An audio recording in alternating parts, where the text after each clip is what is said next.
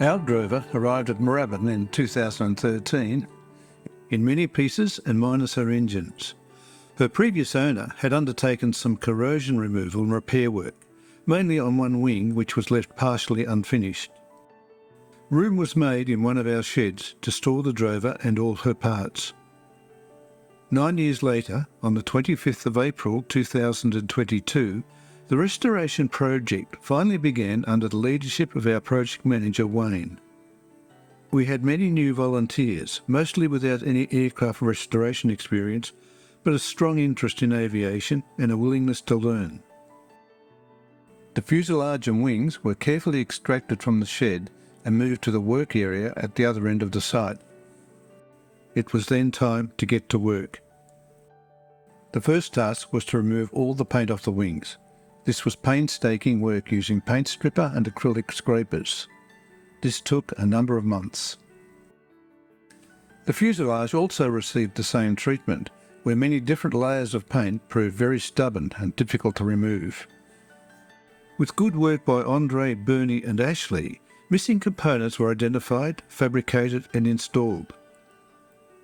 Corrosion was removed from a number of areas, which were then treated. After the top side of the wings were painted, they were flipped over and paint stripping work started again. However, on the underside of the starboard wing, previous work had been left unfinished. Areas of new skin required riveting and missing hatches needed to be fabricated and fitted. After excellent work completed by Andre, the undersides of the wing were painted.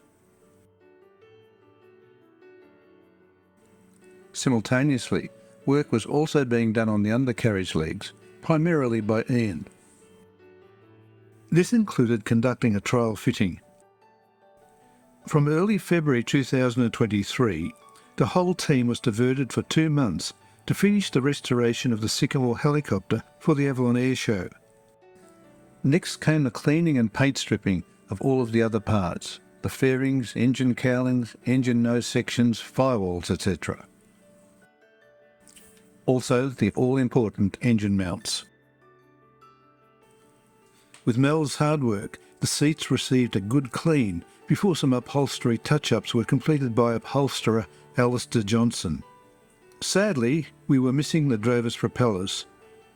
However, Wayne was able to call upon his friends at Waverley Woodworkers to make some, using an old Tiger Moth propeller we had as a pattern. Team members finished the work with sanding, filling and fine sanding again to get them close to perfect before final painting. This was followed by some really difficult fiberglass work by Warwick in making the propeller cones from scratch.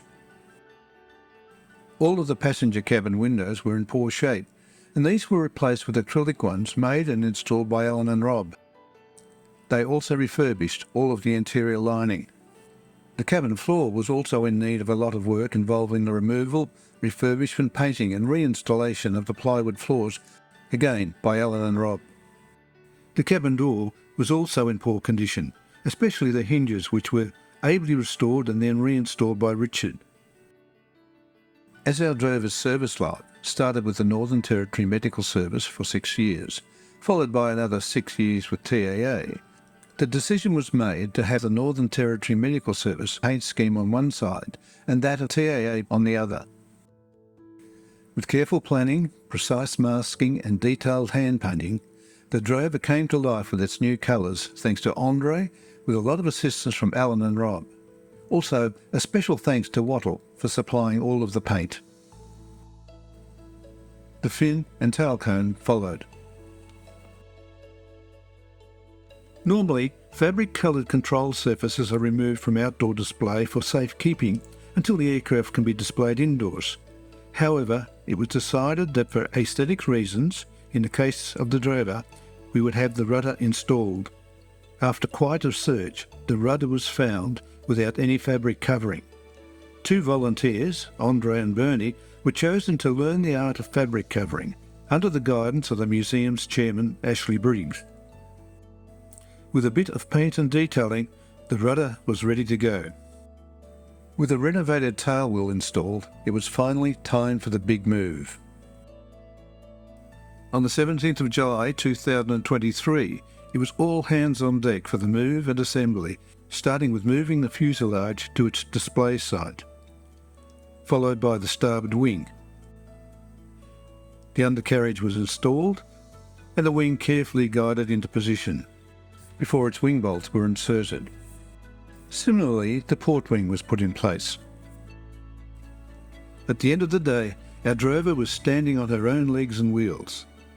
A couple of days later, the fin, tailplane, rudder and tail cone were fitted. The all-important engine mounts, to which all of the cowlings were attached, were installed by Alan, Woolley and Rob. We had made great progress and were almost there. There was just a little more painting before decals were added by Andre and Adam. Many thanks go to board member Peter Anderson for providing them. For the propellers, custom-made mounts and shafts had to be fabricated. Complicated and exacting work by Ian and Greg. All that was left to do was the cockpit and finishing of the passenger compartment, a job tackled by John involving a thorough clean, removal of flaking paintwork and repainting. All the seats were installed and the refurbished door looked great, outside and in. The original refurbished fire extinguisher and now laminated original compass correction chart finished off the internal work. With Warwick's propeller cones and Terry's exhaust pipes, it was a perfect finish. A year and a half after her restoration began, drover VH ASX joined the museum's display collection as a proud reminder of Australia's aviation history. It is a pride that continues to be rightly shared by our team of dedicated volunteers.